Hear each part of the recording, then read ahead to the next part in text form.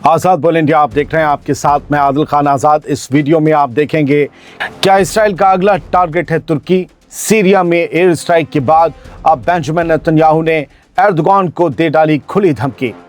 Iran के खिलाफ NATO ने भी जंग के लिए कर ली तैयारी। यूरोप में अमरीकी ठिकानों पर मुमकिन ईरानी हमले की खबर के बाद दे डाली बड़ी वार्निंग। तुर्की और सीरिया के बीच हुई बहुत बड़ी डील। सीरिया की ज़मीन के अंदर छुपे अरबों के ख़जाने पर बड़ा प्लान आया सामने और मक्का डिफेंस पैक्ट से मिडिल ईस्ट में बदल गई ताकत की इक्वेशन। तुर्की, सऊदी और पाकिस्तान के नए ब्लॉक ने अब्राहम अकॉर्ड्स को कैसे दे दिया चैलेंज, बताएंगे हम। शुरुआत करते हैं शो की। इसराइल का अगला टारगेट तुर्की है और सीरिया में हुई एक एयर स्ट्राइक ने इस पूरे मामले को और ज़्यादा क्लियर कर दिया है। दरअसल बेंजामिन नेतन्याहू को अपने पड़ोस में एर्दोगान की फौज की मौजूदगी का 1% भी मंजूर नहीं है।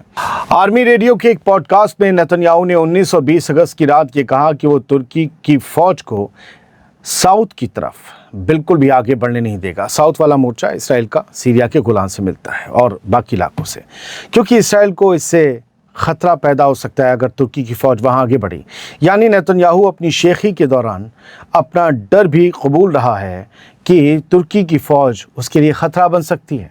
नेतन्याहू का कहना था कि उसने पहले तुर्की को अलेप्पो के करीब एयरफील्ड पर उसकी मौजूदगी के ख़िलाफ़ आम लफ्ज़ों में वार्निंग दी थी, लेकिन शायद तुर्की ने उसकी बात को सुना नहीं और शायद सीरियसली नहीं लिया। ये नेतन्याहू कह रहा है और इसके बाद वो कहता है इसीलिए हमने धमाका किया और हमला करवा कर ये बात और साफ तरीके से तुर्की को समझा दी कि इसराइल की सरहदों से बहुत ज़्यादा दूर रहो। तुर्की को धमकाते हुए नेतन्याहू ने अंग्रेज़ी में सिर्फ इतना कहा, डू नॉट या डोंट, यानी ऐसा मत करना। और इसे आप इसराइली अखबार द टाइम्स ऑफ इसराइल की हेडलाइन में साफ पढ़ सकते हैं, जो हेडलाइन 20 अगस्त की रात आई है 1920 की। 20 लग जाती है तो रात 20 की कहलाएगी। हैरानी की बात यह है कि सीरिया में अमेरिका के स्पेशल एनवॉय और तुर्की में अमेरिकी एम्बेसडर टॉम बैरेट ने खुद इस हमले के लिए इसराइल को जिम्मेदार ठहराया और इसकी मजम्मत की। उधर रॉयटर्स के मुताबिक मोसाद के चीफ रोमन गॉफमैन ने पिछले हफ्ते सीरिया के फॉरेन मिनिस्टर असद अल शैबानी से फ़ोन पर बात करके सीरिया में तुर्की की फ़ौजी मौजूदगी पर बात की थी या फिक्र जताई थी। कहा होगा कि तुर्की की फ़ौज मत आने दो, लेकिन फिर एयर स्ट्राइक हो गई एक एयरबेस पर सीरिया के। यानी दोस्तों, सीरिया के एयरबेस पर हमला करके नेतन्याहू ने सीधे तौर पर तुर्की के प्रेसिडेंट रजब तैयप एर्दोगान को खुली धमकी देने की कोशिश की है, लेकिन अपनी इस शेखी में वो तुर्की की ताकत से अपना खौफ भी पूरी दुनिया के सामने जाहिर कर गया है। मतलब नेतन्याहू बहादुर बनने की चाह में बेवकूफ़ साबित हो चुका है। तुर्की की फ़ौज मजबूत है, नाटो की दूसरी सबसे बड़ी फ़ौज है और मुस्लिम ममालिक में भी उसकी फ़ौज की मजबूती की गिनती होती है। शायद बहुत से लोगों को ये ना पता हो, लेकिन बताते हैं। आगे बढ़ते हैं। ईरान को नाटो की तरफ से वार्निंग आई है और ये बेहद सीरियस है। नाटो ने अब ईरान को सीधी वार्निंग दे दी है और कहा है कि जंग के लिए हमारी तैयारी मुकम्मल है। तुम लड़ना चाहते हो, ठीक है। किसी भी ख़तरे से निपटने के लिए और अपने तमाम अलाइज यानी साथी मुल्कों का डिफेंस करने के लिए नाटो हर ज़रूरी कदम उठाने को तैयार है। ये बयान तब सामने आया है जब कल 19 अगस्त को फाइनेंशियल टाइम्स की एक रिपोर्ट में ये दावा किया गया था कि अगर अमेरिका के सदर डोनाल्ड ट्रंप ने जंग को और बढ़ाया तो ईरान यूरोप में मौजूद अमेरिका के मिलिट्री ठिकानों पर सीधे हमले कर सकता है। और ये खबर हमने आपको बताई भी थी। नाटो के एक अफसर ने इस पर जवाब देते हुए कहा कि हमारी डिफेंस और डिफेंस ताकत बेहद मजबूत और असरदार है। और उन्होंने याद दिलाया कि इसी साल नाटो के डिफेंस सिस्टम्स ने तुर्की की तरफ आ रही ईरानी बैलिस्टिक मिसाइलों को 4 अलग अलग मौक़ों पर हवा में ही मार गिराया था। उधर फाइनेंशियल टाइम्स की रिपोर्ट के मुताबिक ईरान इस बात पर गौर कर रहा है कि अगर अमेरिका ने अपने हमले फिर से तेज़ किए तो इस टकराव को मिडिल ईस्ट से बाहर पूरे यूरोप तक फैला दिया जाए। यानी सिर्फ अब ईरान मिडिल ईस्ट में अमेरिकी अड्डों को हिट नहीं करेगा, बल्कि यूरोप में भी जहाँ जहाँ उसका फ़ौजी जमावड़ा है और जहाँ तक ईरानी मिसाइलें पहुँच सकती हैं, रेंज है जहाँ तक, वहाँ तक ईरान हमला कर सकता है यूरोप में। ईरानी हुकूमत के अंदरूनी सोर्सेस का कहना है कि अगर डोनाल्ड ट्रंप ने ईरान के बुनियादी ढांचे पर, उसकी एनर्जी फैसिलिटीज़ पर हमले की अपनी पुरानी धमकियों पर अमल किया और हमले कर दिए, तो ईरान के जवाबी हमलों की कोई लिमिट नहीं होगी, कोई सरहद भी नहीं होगी। रिपोर्ट में यह भी दावा किया गया है कि ईरानी फ़ौज ने साउथ ईस्ट यूरोप, ख़ास तौर पर बुल्गारिया में मौजूद अमरीकी ठिकानों पर हमले करने का जायज़ा लिया है। जैसा कि हमने आपको कल ही बताया था कि इसकी वजह यह है कि पिछले महीने ही बुल्गारिया ने अपने बेजमेर एयरबेस को अमरीकी रिफ्यूलिंग एयरक्राफ्ट्स के लिए इस्तेमाल करने की मंजूरी दी थी। तो हो सकता है कि ईरान बुल्गारिया को मैसेज देने के लिए उस पर मिसाइलें दाग दे। यानी दोस्तों, मिडिल ईस्ट की आग अब यूरोप के दरवाजे तक पहुंचती दिख रही है, जहां ईरान ने साफ कर दिया है कि अगर अमेरिका हद पार करेगा तो वो यूरोप में भी अमरीकी ठिकानों को बख्शेगा नहीं। और इसी खौफ में अब नेटो भी मैदान में आकर धमकियाँ देने लगा है। कुल मिलाकर ईरान की जंग का दायरा अब फैलता दिखाई दे रहा है और जंग में अब तक खामोश बैठा नेटो भी अब वेस्टर्न मीडिया की एक रिपोर्ट के बाद, फाइनेंशियल टाइम्स की एक रिपोर्ट के बाद, अब ईरान के खिलाफ जंगी तैयारियों में जुट गया है। ऐसा लगता है कि सब कुछ एक बहुत बड़े प्लान के तहत हो रहा है। ऐसा लगता है कि रिपोर्ट्स आ नहीं रही बल्कि लाई जा रही हैं ताकि माहौल बनाया जाए, माहौल ईरान के खिलाफ। बढ़ते हैं आगे। तुर्की और सीरिया के बीच एक बहुत बड़ी डील हुई है। ये डील दौलत से जुड़ी है, ये डील ताकत से जुड़ी है, ये डील सीरिया के ज़मीन में दबे ख़जाने की डील है, ये अरबों डॉलर की डील है। तुर्की और सीरिया ने फॉस्फेट माइनिंग यानी फॉस्फेट के ख़जानों को लेकर एक बड़े मुआहदे पर दस्तखत कर दिए हैं, MOU पर। दमिश्क में हुए इस समझौते के ज़रिए सीरिया के कुदरती ख़जानों को निकालने और उनका दायरा बढ़ाने पर दोनों मुल्कों ने हाथ मिलाया है। तुर्की के एनर्जी मिनिस्टर अल्पारसान बायाराक्तर ने इस डील के बाद एक प्रेस कॉन्फ्रेंस में बड़े ऐलान का और बड़े प्लान का खुलासा किया है।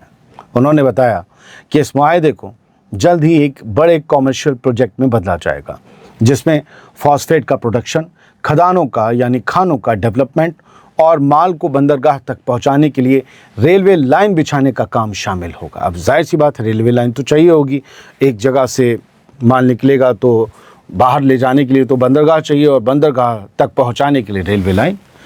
सीरिया की सरकारी न्यूज़ एजेंसी है साना, इसके मुताबिक सीरिया के पास 19 अगस्त को रिपोर्ट आई थी, सीरिया के पास करीब 1.8 से 2.1 अरब टन फॉस्फेट के ज़ख़ीरे मौजूद हैं।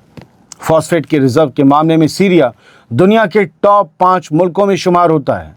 ये फॉस्फेट खाद यानी कि फर्टिलाइज़र बनाने और कई इंडस्ट्रियल कामों के लिए दुनिया भर में बेहद कीमती माना जाता है।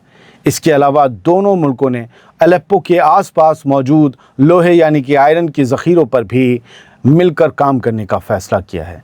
यानी सीरिया की ज़मीन के अंदर दबे ख़जाने अब तुर्की की मिलों में, तुर्की की फैक्ट्रियों में जाएंगे। सीरिया माला माल होगा, तुर्की भी माल कमाएगा।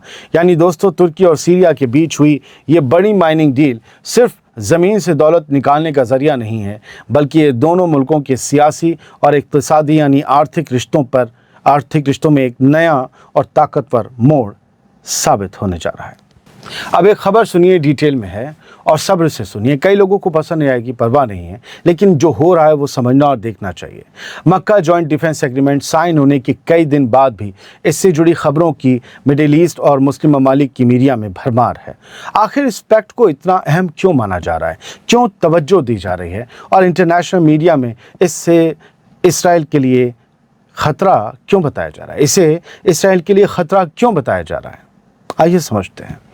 मिडिल ईस्ट और पूरी दुनिया की सियासत में एक बहुत बड़ा ज़लज़ला आ चुका है। सऊदी अरब, तुर्की और पाकिस्तान ने मिलकर एक तारीख़ी मुआहदे यानी मक्का जॉइंट डिफेंस एग्रीमेंट पर दस्तखत कर दिए हैं। यह आप सभी को पता होगा, हफ्ता बीत चुका, 8 दिन बीत चुके। इस डिफेंस पैक्ट को अब्राहम अकॉर्ड्स के मुकाबले एक नया और बेहद ताकतवर ब्लॉक माना जा रहा है। इस मुआहदे की सबसे बड़ी बात इसका कलेक्टिव डिफेंस फार्मूला है, यानी अगर इन 3 मुल्कों में से किसी एक पर भी फौजी हमला होता है तो उसे तीनों मुल्कों पर हमला माना जाएगा और तीनों मिलकर उसका जवाब देंगे। दुनिया भर के जानकार इसे मुस्लिम नेटो या सुन्नी नेटो का नाम दे रहे हैं, लेकिन ये सिर्फ एक फ़ौजी गठबंधन, एक फ़ौजी अलायंस नहीं, बल्कि मिडिल ईस्ट में सिक्योरिटी का एक नया निज़ाम खड़ा करने की कोशिश है। इस मुआहदे के तहत तीनों मुल्क मिलकर जॉइंट एक्सरसाइजेज करेंगे, फ़ौजी मशक़ें करेंगे और डिफेंस टेक्नोलॉजी, हथियारों की तैयारी और एक दूसरे के साथ टेक्नोलॉजी शेयर करने पर मिलकर काम करेंगे। तुर्की ने साफ किया है कि ये पैक्ट उसके नेटो के वादों को नहीं बदलता और ना ही ये किसी ख़ास मुल्क के ख़िलाफ़ बनाया गया है।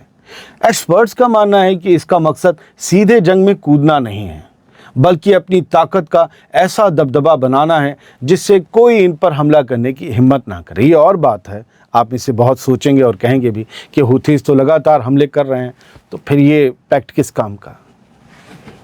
वक्त लगेगा, रुकिए। इस नए ब्लॉक के तीनों साझेदारों की अपनी अलग अलग चुनौतियां हैं, चैलेंजेस हैं। तुर्की जहां सीरिया और ईस्टर्न मेडिटेरेनियन में इसराइल की चालों का मुकाबला कर रहा है, वहीं सऊदी अरब, ईरान और हुथी जो अंसारुल्लाह मूवमेंट है, उनके साथ साथ यूएई के साथ बढ़ती सियासी रकाबात और टकराव को भी संभाल रहा है। और उधर पाकिस्तान इंडिया के साथ उलझता ही रहता है। यानी दोस्तों, मक्का डिफेंस एग्रीमेंट के ज़रिए तुर्की, सऊदी अरब और पाकिस्तान ने मिलकर एक ऐसी ताकतवर तिकड़ी बना ली है जिसने मिडिल ईस्ट के पूरे सियासी नक्शे को हिला कर रख दिया है और इसराइल के अब्राहम अकॉर्ड्स के सामने एक मजबूत दीवार खड़ी कर दी है। दोस्तों, मक्का एग्रीमेंट के ज़रिए मिडिल ईस्ट में ताकत का एक नया मरकज़ यानी दूसरा पोल खड़ा हो चुका है। ये नया डिफेंस ब्लॉक इसराइल और उसके अब्राहम अकॉर्ड्स के लिए बहुत बड़ा ख़तरा बनकर उभरा है। ये दुनिया के कई बड़े एक्सपर्ट्स मान रहे हैं, कोई माने ना माने सोशल मीडिया पर बैठा शख्स। अब तक अब्राहम अकॉर्ड्स के ज़रिए अमेरिका और इसराइल पूरे इलाके पर अपना एक तरफा दबदबा कायम करने का ख्वाब देख रहे थे, लेकिन मक्का मुआहदे ने इसराइल के उसी असर रसूख और दबदबे को खुला चैलेंज दे दिया है। और सीरिया में हुई एयर स्ट्राइक भी इसका नतीजा है, क्योंकि सबसे पहले उसका टारगेट तुर्की है। सऊदी अरब, पाकिस्तान बात की बात है, पाकिस्तान को भी इसराइल पसंद नहीं करता। जानकारों का मानना है कि ये कोई मामूली सफारती बयान नहीं, बल्कि अब्राहम अकॉर्ड्स के सामने खड़ा किया गया एक ताकतवर काउंटर वेट है। आने वाले दिनों में नया ब्लॉक इसराइल के लिए कितना बड़ा सिरदर्द बनेगा, ये इस बात पर तय होगा कि तुर्की, सऊदी अरब और पाकिस्तान मिलकर अपनी मिलिट्री ताकत, इंटेलिजेंस शेयरिंग और समंदर में अपनी फ़ौजें कैसे तैनात करते हैं।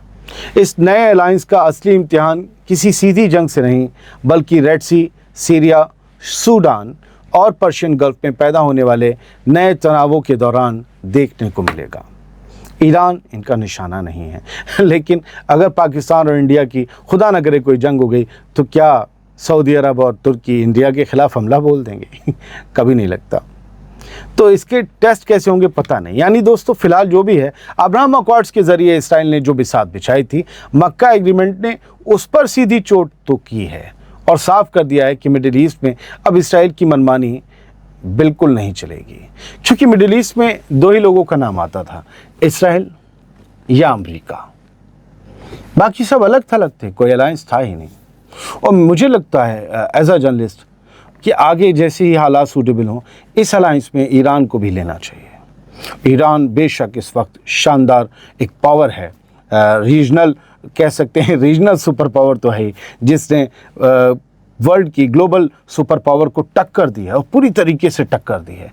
इतनी टक्कर दी है कि वो अमेरिका जो हफ्ते भर में धूल चटाने की बात कर रहा था, ईरान से सरेंडर करवाने की बात कर रहा था, वो 2-2, 3-3 बार बातचीत की मेज़ पर आ चुका है। तो ईरान भी अगर इसमें हो, तब मैं मानूंगा कि इसराइल की सही में हवा इस पैक्ट से ख़राब होगी। फ़िलहाल बहुत बहुत शुक्रिया। ये एक एनालिसिस थी लास्ट में, और मुझे लगता है कि मेरा अपना विज़न है, आपका अपना होगा, और आपके विज़न का भी अपना खैर मकदम है। बहुत बहुत शुक्रिया। सलामत रहिए, खुश रहिए।